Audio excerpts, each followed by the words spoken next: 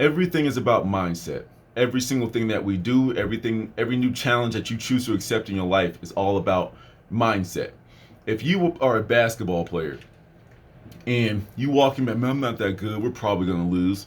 You're probably going to lose. Like, it's really that simple because everything comes from your mind. If you think you're going to lose, you're going to play like you want to lose. That's just how your mind works. So a lot of people, when they think of meditation, they think, some people are on both ends of the spectrum, of course. Some people say, oh, I can't sit there and do that. I can't sit still long enough. And some people think it's too hard. You know, you have to be training to be able to sit there for more than 30 minutes. Oh my God, that's crazy. You know, and it's like, really, no. It's just like learning how to ride a bike. At first, it's a little difficult, and eventually it just becomes second nature. It's really simple, you know, but people psych themselves out of everything. You know, we'll start with the second group. You know, like, you think you need this training. No.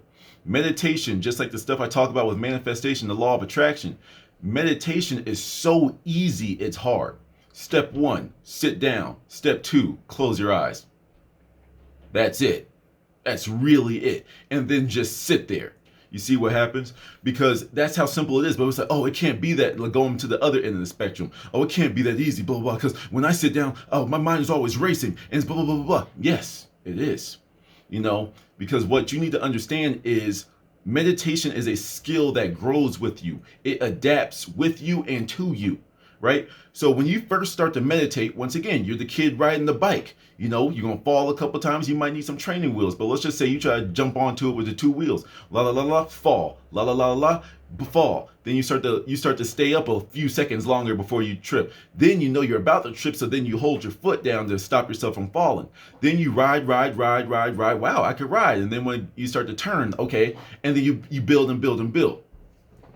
When you are first starting to meditate, at first you are conditioned, your brain is conditioned to want to have a whole bunch of stimulation, right?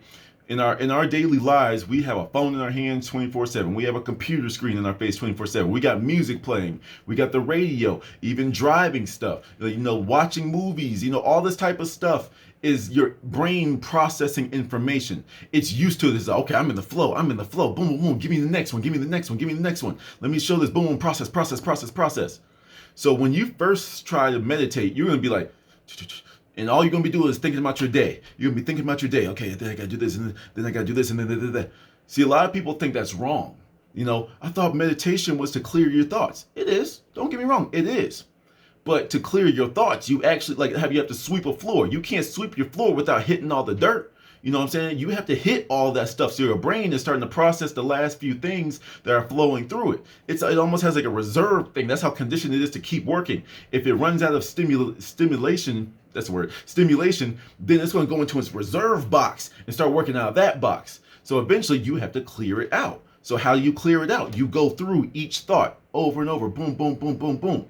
Now, how I said, it's an adaptive skill. It's a skill that grows with you. Eventually, at first you're just going to be doing this to get yourself organized. You know, some people meditate to get themselves organized. Okay, I got a meeting at 7. Okay, that should last about 30 minutes. I'm with this person. They're a pain in the ass, but you know, if I work with them, boom, boom, boom, you can like plan out your whole day. Some people use meditation for that.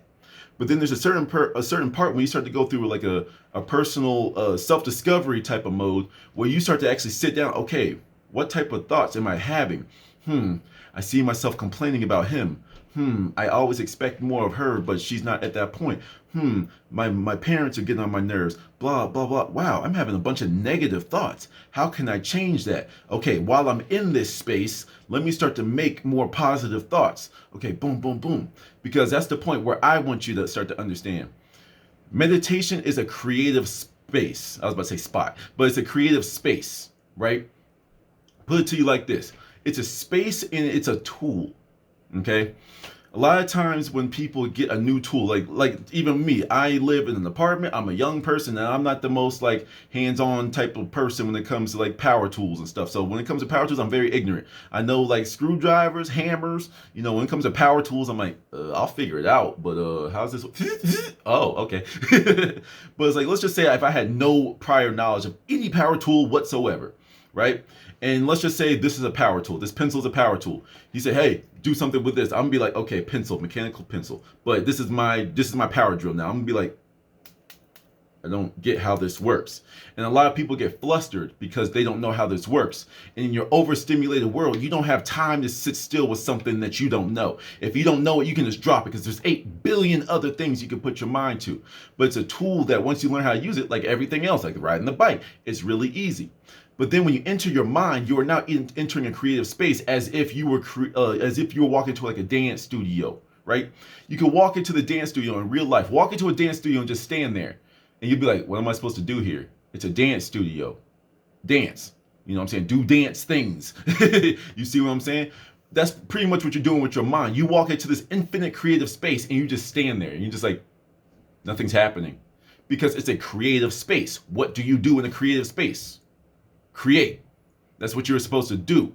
I teach law of attraction manifestation to people. I just share what I know and hopefully something sticks with you and be like, oh, I like what he's talking about, blah, blah, blah, blah, blah. You know, that's what meditation is for me. That's what it's adapted to and molded to for me. I project my future into my creative space. Like, just say, for example, right now it's snowing outside. We're like in the middle of a little snowstorm. So there's snow on the roof across from me right now. What if I could snap my fingers and make all that snow orange, right? Well, in my physical reality, in this space out here, that's impossible, right? Come on, turn orange. It doesn't work like that. But in my mind, I can easily see, boom, orange, boom. I can see birds chirping. I can see the sunrise right now. I can see like unicorns farting roses and rainbows. You know what I'm saying? This is the stuff that happens in your mind. It's a creative space. Therefore, you can do whatever you want in there. But when you start to mix what's going on in your mind with that feeling is the secret, feeling is the emotion. That's when you start to use this creative space, and the things that you start creating, you're like, wait a minute. I can create that. I can actually do that in my real world. Hold on. Let me see. I see it. Boom, boom, boom. Okay, go. You wake up or, come back to this reality and go create it. That's what meditation is supposed to be for. This is like the world wants you to keep it stimulated. Yeah, look at this thing. It's all a distraction. This is all I talk about. Meditation is when you get in touch with you. The more you meditate, you might be the big name CEO, CTO, CFO of a big old company. But you get into meditation, you'd be like, I actually don't want this. I've been living my whole life based off of the opinions of others, based off of my family, based off of the things that they wanted me to do. But wait a minute, I just want to make bread. And by bread, I mean like actual, like, fluffy, yeast rising bread. You know what I'm saying? I just want to paint.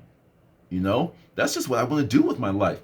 And that's what a lot of people, start to notice. Like they say, oh, we're all spiritual hippy dippy. I don't want a job. Oh, you hippie, get a life. No, they want to do something that makes their life feel full.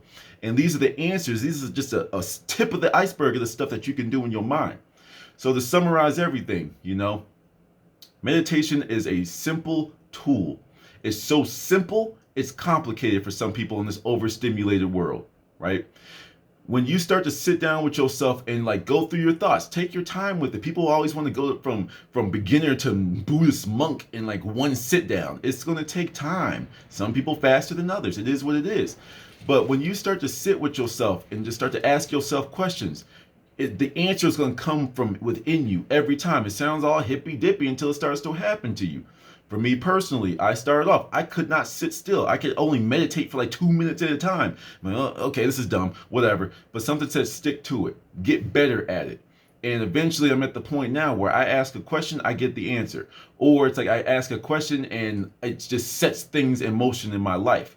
We are nothing but instruments. When you get into meditation, just consider that an app in your phone that you stopped using. But wow, this is actually very, very useful for me. Let's just say like the calendar app in your phone, the default calendar app. It's like I need something that helps me get, like if in our busy world, I'm recording with my phone, but I'll use the case. Say, man, I need an app. Wait, I have this calendar thing to get me more organized in my life. Oh, it's been here the entire time and I could have been using it. That's exactly what meditation is. So I hope this made some sense to you. I hope y'all give meditation another shot if you've given it up. If you're into it, just understand it's going to take you some time, but eventually you make it your own. This mind of ours is a creative space. Create whatever you want. This is where you draft. This is where you make your ideas and then you go out into the world and do them. You see what I'm saying? So I hope that made sense to y'all. To the next one.